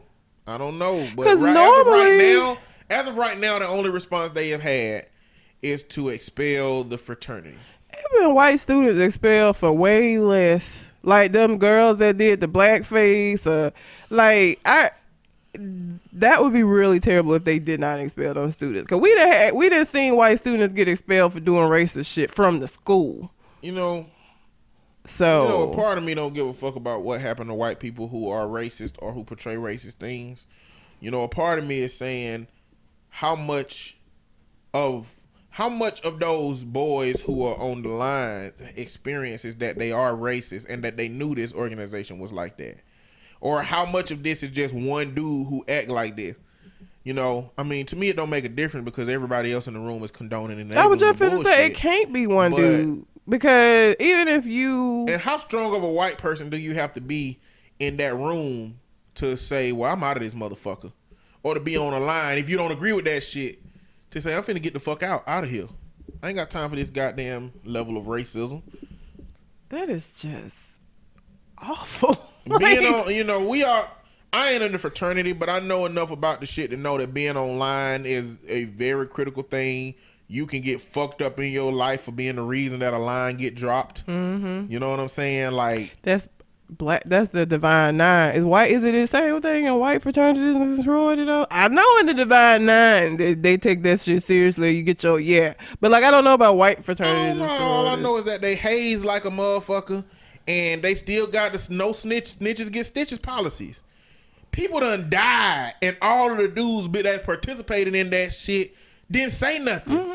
You know what I'm saying? One trying to like a whole bunch of people that last time went down. That dude who died from internal injuries and they didn't take him to the hospital. A lot of people went down for that shit. You know what I'm saying? So I don't know if it's like it is for black fraternities and sororities, but I do know that like the same concept work for all of them things. You know. So I want if it was a black fraternity or sorority, and the people that was online was just doing the bidding of the people above them, and the shit they was doing was just wrong. I wonder how much of that shit they would do. For the sake of people whatever. do a lot of bullshit to get into some of these sororities and fraternities. They allow a lot of shit to ride that I would not. That's why I'm not in one, because you not finna. It's not gonna happen. I'm not gonna make it. So but the individuals that's a part of that bullshit, to me, they definitely need to have some consequences. But this day and age, why would you do that shit? And there's cameras that, like, this the thing. Like, all these little white kids at college who keep getting expelled from school for this. People have cameras every fucking where. Like, you're gonna get posted online and it's gonna be a problem. Like, what? How many times do this have to happen for white people to be like, you know what? Maybe we should just keep this closeted like we had been doing before. Having it at a probate show, which I'm assuming that was the white version of that, because they were getting ready to join the fraternity. I would guess. A probate show more than just a regular meeting. Hell. I don't know what it's called. It's called shop or something like that. I don't know. My old roommate she was a Zeta. And she used to call it shop when they would do them little secret meetings and shit. You know, that nobody supposed to know about. I wasn't supposed to know about, but she was my roommate. And, I wasn't supposed to know about the motherfuckers who was on the line, but she had the whole line come help us move. All the boys moved all of our shit to our new place. That's funny. I was like, that's fucking amazing to me. You know what I'm saying? She basically told him to be available at this time on this day from these hours, everybody, and be here, or you gonna have some consequences. And them motherfuckers was there. The boys helped move all the furniture, and the girls all cleaned the fucking place. See, that's that shit. She told me, she was like, you ain't see shit? And I was like, what are you talking about? She was like, I was like, what are you talking about? I don't know nothing. Nothing happened. So. That's the shit I wouldn't have been. I'm not gonna clean your shit. She called that shit shop.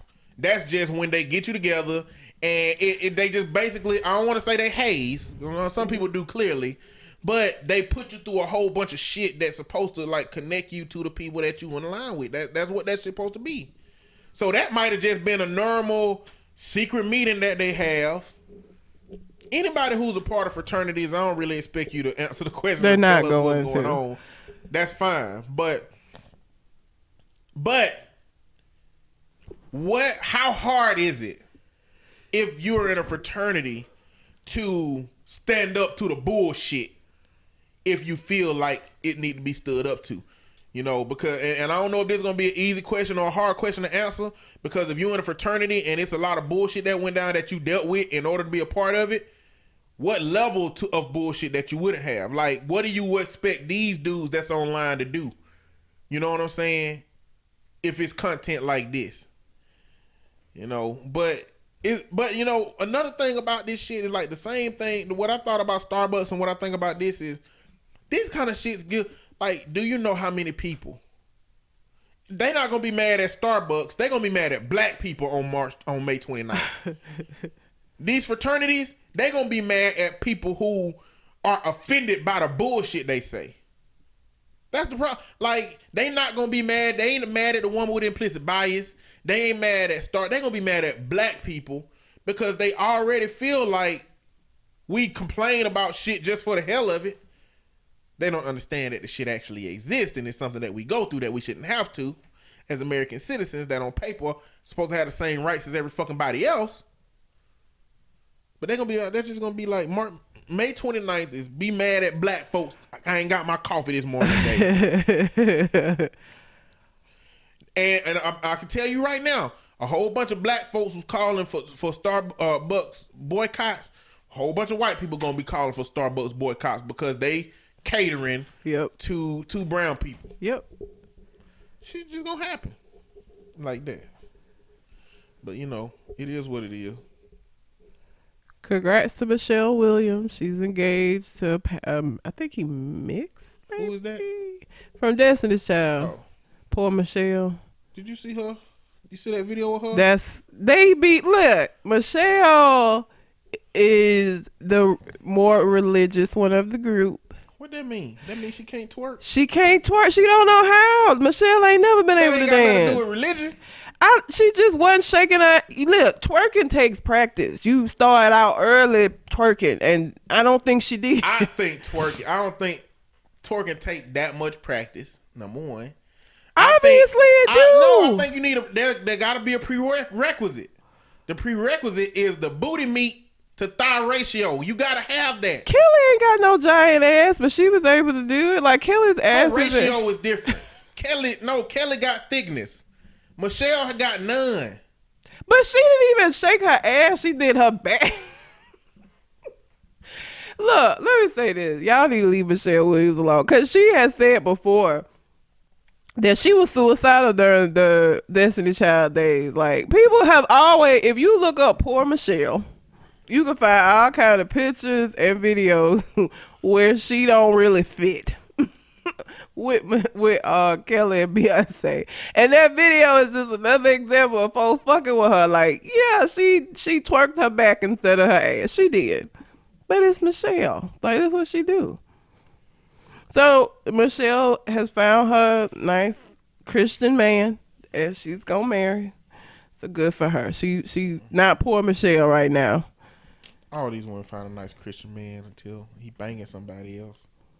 Well, he's actually a pastor, so I know that don't mean shit. But Long was a pastor. I'm just saying she the only one that went after somebody Ty Tribbett. Oh yeah. He's a pastor. Look, she the only one that went after. Donnie McClurkin. She the only He's one a pastor. went after. Oh, according to Donnie McClurkin, he's not gay no more, so he got delivered. So he different. I guess it depends on what gay is. You know, if you still love boys but you don't have sex with them, is that gay? She the only one got a man that's Christian on paper. That's a pastor on paper. Beyonce got with Jay-Z and Kelly husband. I forgot what he do, but he damn sure ain't no pastor or nothing religious at all. She the only one that got somebody religious on paper. How about that? So congrats to her. Happy for you. Y'all need to leave her alone. She ain't never been Beyonce or Kelly, and she just ain't gonna be. Like, she just ain't. She agreed to that dance move. Yeah. They practiced that dance and move. She did and her Beyonce, back. who was right in front of, right behind her, been seeing her back do that the whole time. But I think Michelle she just ain't gonna be able to do it. Like, I feel like Beyonce and Kelly is probably just like, Michelle. Like, Michelle, you here for your voice. Okay? Now, we do expect you to participate in this shit, but you here for your voice. That's what it seems like. So here's my thing about people that twerk like what Michelle did. It takes more energy, I feel like, to do your back than to do your ass. It takes muscles that you ain't trained to do that. She ain't got them muscles trained. That shit did you ever see that video? The little skinny little white girl that did that what she reminded me of. I saw it. That's what Michelle reminded me of when I saw that, was that little skinny white girl. Y'all leave Michelle alone. Michelle's engaged and she's happy and excited, so good for her. Y'all can stop with the poor Michelle shit. She said she was. I go by what people say. Well, she said she was. So who say they ain't happy on interviews and shit? I mean, she seemed happy with him for a while. Like, they kept it secret for a long time. Then when they started posting pictures, they seemed Why would she happy. keep it secret? I wonder why she keep it secret. So that she said that she had just got out. So he do these religious retreats, and she actually met him because she went on a religious retreat because she had got out of a bad relationship, and she said she just wanted to focus on just them and not have people all in it. So They had it secret for a while, and Whatever. I don't know, but she engaged, so whatever. Congrats, Michelle. Hopefully now she just don't need to twerk no more.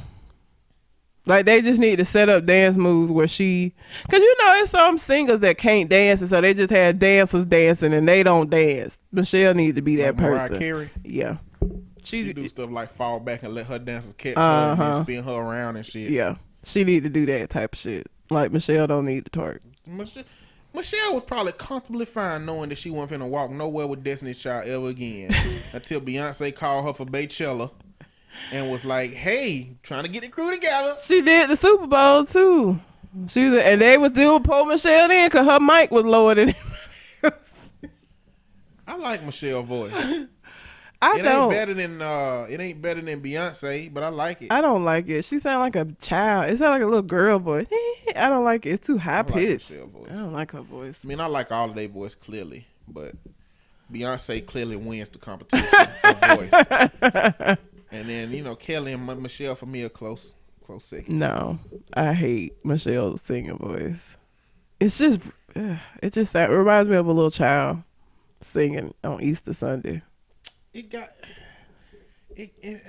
an adult tint to it. It ain't a child voice. It sounds childlike to me. Whatever. Thank you. But yeah. That's it. That's all I had. Last thing I got is about a mother who left her 4 kids under 12 home alone with a gun while she toured Germany. And how old was the oldest child? It was 2 twins. They 12 years old. So she left 2 12-year-olds in charge of 2 other kids with a gun in the house. And she went out of not just gone, but she went out of the fucking country in Germany. Yep. That's just levels of irresponsibility that I just can't even speak to. She left her kids at home and said they'll be all right. 6 and 7-year-old and 2 12-year-olds. 12-year-olds can barely keep a dog alive, a goldfish alive. Well, you gonna trust them with children? This might surprise a lot of you, but 13 years old is the age by which, in Alabama at least, our state recognizes a child as being old enough to stay at home by themselves. For how long though? For long Not extended that many days, I'm just saying. Okay. To be honest, like an hour is the same as 12 days as far as Child Protective Services is. Like if you would leave a child could kill themselves fucking with a stove in 20 minutes at 13. So they can. If you leave a child by themselves at an age that they deem inappropriate, it don't matter how long you leave them. 12 days is definitely a long time. But even as at an age so let's say they were 13. I feel like her leaving the country and leaving them there is different from them coming home from school and being there till she get off work for a couple of hours. Well, the only reason this came to a head is because the mama told the kids not to call nobody, but they one of them called their daddy and said that mama was gone for like 5-6 days. I feel like they're 12. Well, what I'm saying is, when I was 15, if my mama had left for 11 days, but we had enough food, and I walked to school normally or took the bus, it wouldn't have been no issue that arose that I had to call nobody. But you're 15. A 12-year-old, no kid probably got scared. What I'm saying, even 13. What I'm saying is, you were saying when I said 13, you said about how long. Mm-hmm. What I'm saying is, an older child would have been able to be self-sufficient for an extended period of time before an issue arose in which they had to call somebody to alert people that they was there by themselves, even if it would be a problem. Clearly, that's a problem with younger kids. I wouldn't even leave. Look, if I had kids, I had a 17-year-old. I'm not going to leave a 17-year-old in charge of their younger siblings for weeks at a time. Because guess what? The most mature 17-year-old is still impulsive as a motherfucker and can't be trusted to not throw a party or do some bullshit. Like, they're not parents. You don't parentify kids. I don't care how old they are. I ain't even talking about, I wouldn't leave an older kid in charge of younger kids for that period of time. An older kid by themselves would be fine. You know what I'm saying? as much as you know your child anyway. Even then, I'd be like, you have to stay. Somebody gotta, or come by there and check on your dumb ass. Cause again, like even the mature they do stupid shit. Like we all know that. Like teenagers do dumb shit. They just do. Like, and so I'm not gonna be comfortable leaving the country and leaving you by yourself. Even if you like 17, like no. Somebody either gonna be coming by there regularly to check on your dumb ass, or you gonna stay with your grandparents. Like even at 17, like if I was, it just, I guess the level of my anxiety about it is the fact that she left the country, and you leave the kids there by themselves. Like you didn't go away for a weekend to somewhere to get away. You left the country. That's crazy. I would not even leave my 17 because teenagers do stupid shit. If even they gonna do stupid shit, they gonna do stupid shit. If you went to Atlanta, if you went to Atlanta for that many damn days, I would. But I'm saying, like, I wouldn't go any. If I was gonna be gone for that length of time, you're staying with somebody, or somebody gonna be coming over here because I don't trust you. Like you, because not that I don't trust you because of who you are. I don't trust you because of how old you are, and I know teenagers are stupid. But see, and that's like, and can be talked into some shit. With me and my brother, at the point that I was 17 and he was like 14, me and him could have been at home for weeks. I mean, my childhood was emulated of being at home alone because my mama worked third shift and was sleep. So we fended for ourselves in terms of food and everything else. Anyway, yeah, you know what I'm saying. And we lived in a city small enough that we could walk everywhere we needed to go. You know. My grandparents happened to live next door, so my mama had a big blanket of security over us being at home by ourselves.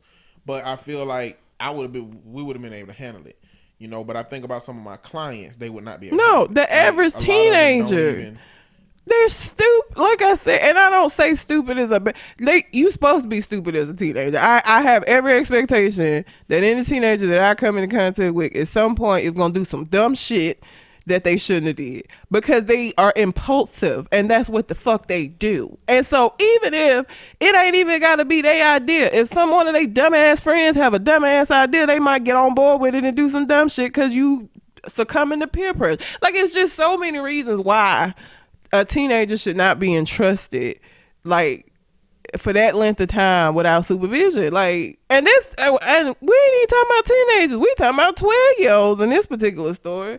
Like that and you left a gun at home. You left a gun at home.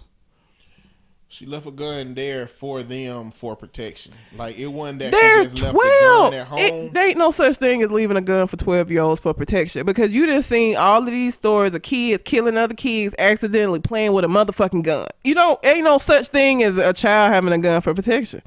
No such thing. We know that. We're sensible. The fuck? She dumb.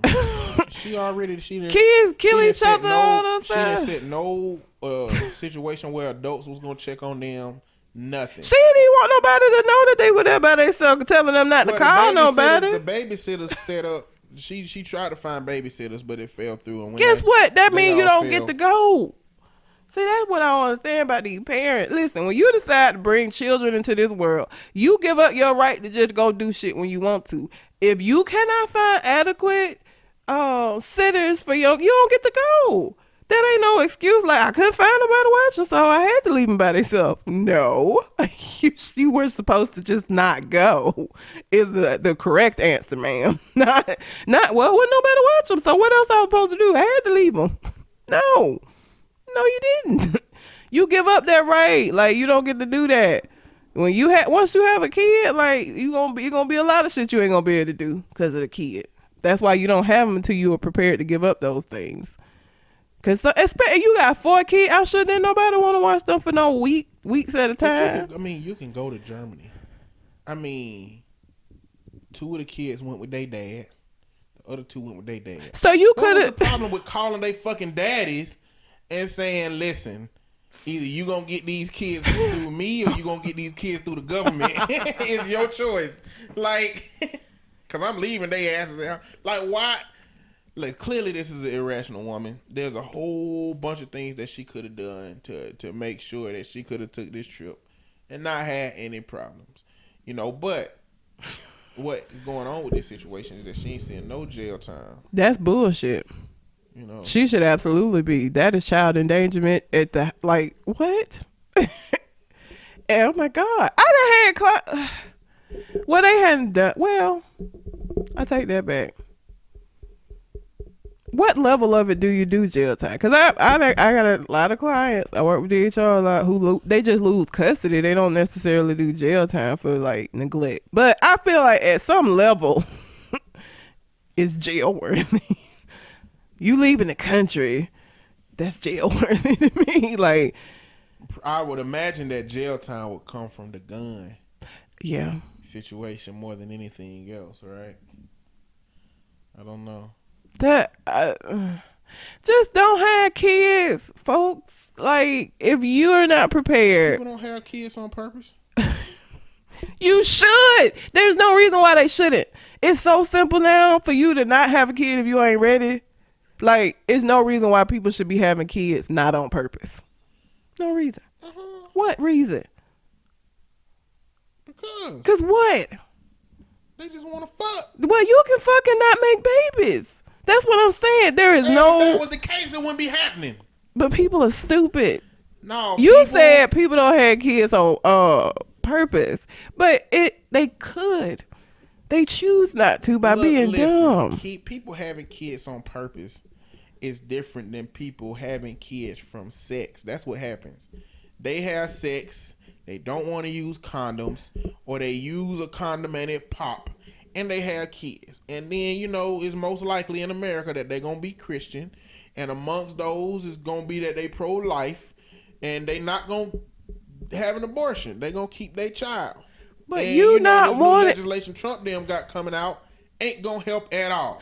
But you know where babies come from. So, like, yeah, you might not want to use a condom, but you know how babies are made. But you're telling somebody to be responsible who would have kids and leave them at home with a fucking loaded gun while they go to Germany. You telling that person that they should have been responsible 12 years ago.